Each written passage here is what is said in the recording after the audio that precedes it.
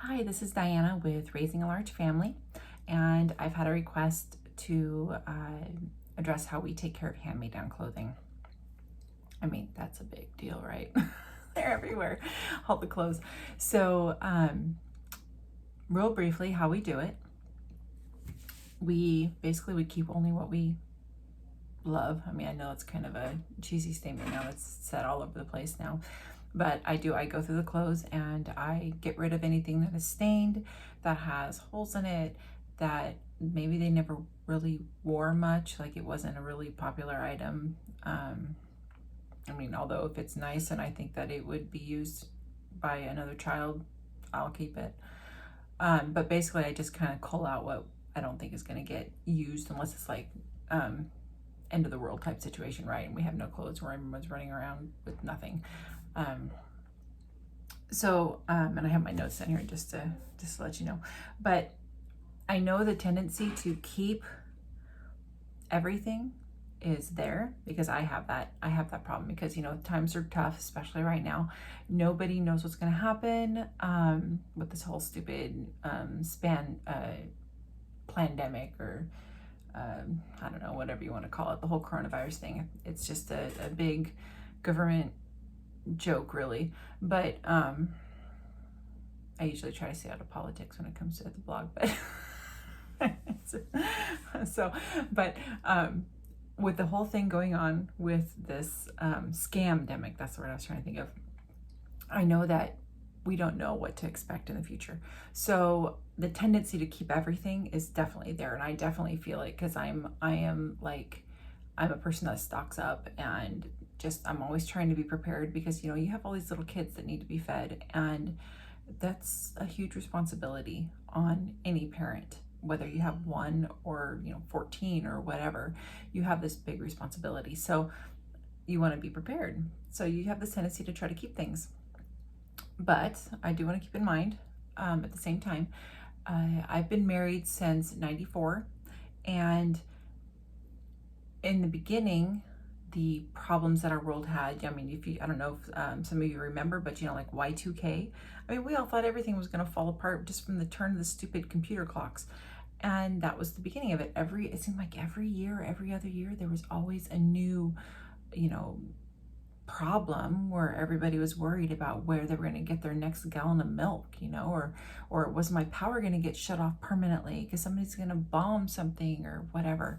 So that threat has always been there. So I always try to keep that in mind when I'm saving stuff, that yes, it feels like, the end is coming or whatever, but maybe it's just another memory we're going to have, and 10 years down the road, we're going to be like, wow, remember when this happened? I mean, Y2K, my husband and I, my father-in-law gave us a cord of wood because he was worried that we were going to get cold if our power got shut off, and so I just remember that. And we had no food, nothing like that, but we had warmth.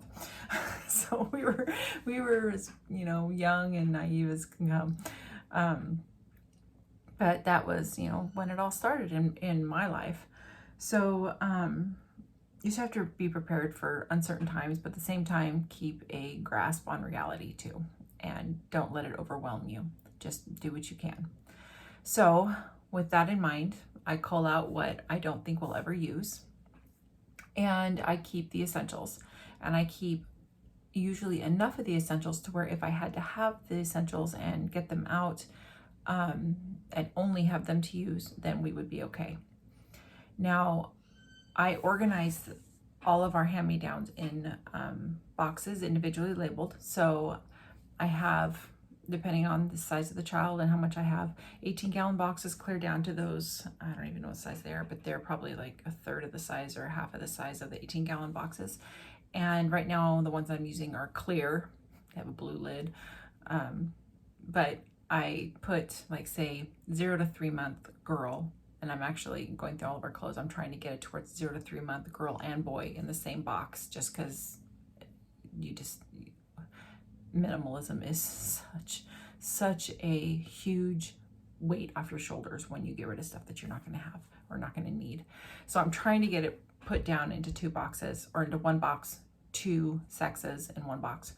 So I'll get boys and girls 0 to 3 month. I will label the outside. You can label it 0 to 3 months, or what we did was labeled it C1. That means children's clothing, and then box 1. And I get a, for those of you that know Trello, I use Trello and make a, I can't even think what they're called, but a card maybe or whatever, labeled hand-me-downs or attic storage or household storage or however you want to think about it in your mind. But label it children's clothing or however. And then I would label the box C1, that individual card, and I'll label what's in there. And I'll put, not like pink dress, blue dress, things like that, but I'll put down newborn clothing, boys and girls, 0 to 3 month.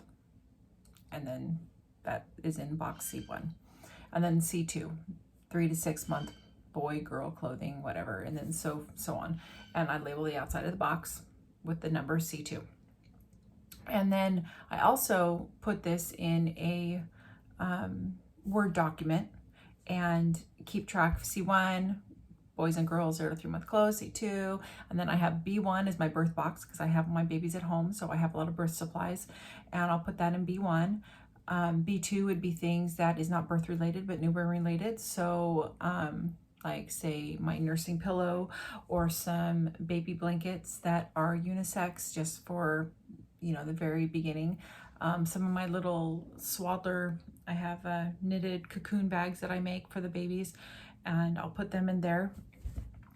So I just organize it according to what's inside the box. So B1, B2. We have adult clothing is A1, A2, and I do it according to size because since my size is always fluctuating, I have A1 might be like my medium size clothes, A2 might be my largest, and then A3 might be my nursing clothes or maternity clothes. I have like 2 boxes of maternity clothes, and then you have to have maternity clothes in size medium, and then maternity clothes in size large, since I always go from 30 to 50 pounds depending on the baby.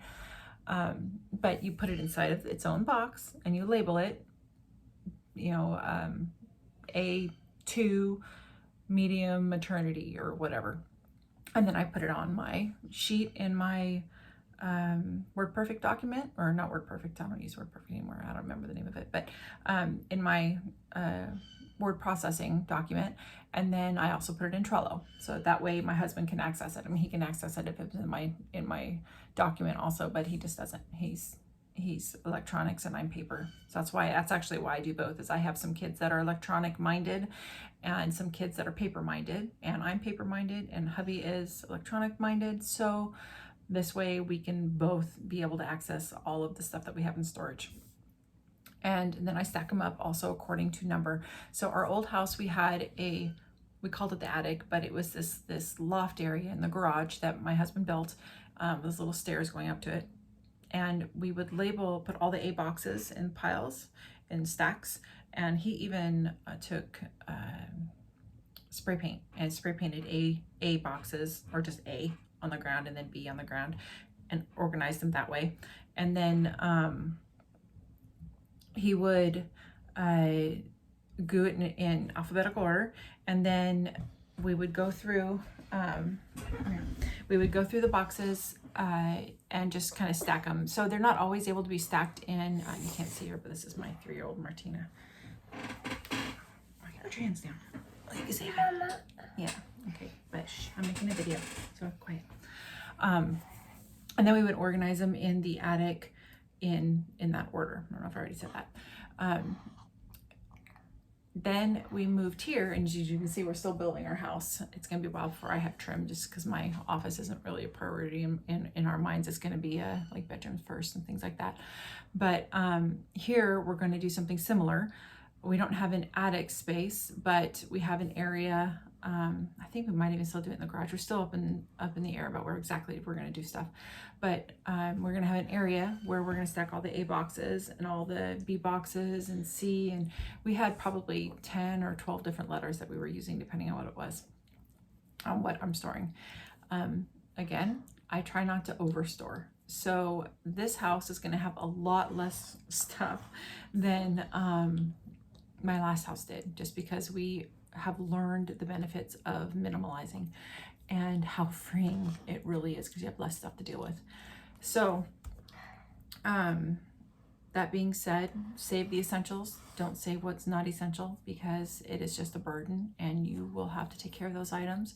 And truly, time wears down these materials anyways, so you might as well not store them and have them be that burden if you're not even gonna be able to use them. So just keep what's essential. And always be going through them. Actually, every couple of years, I actually go through everything again. I haven't had a son. See, my baby son is 8, and I'm going to go through the boys' clothes because it's been a while since I've gone through them. And so I know the elastic is going out on some of them. And even though there was stains, and then you wash the stains out, some of them have had the stains just kind of miraculously come back. And so those clothes are going to get checked also. But again, just go through them and keep only what's essential. And then that's how we organize our hand-me-downs. So I hope this has helped. If you have any questions, please let me know. Feel free to email me or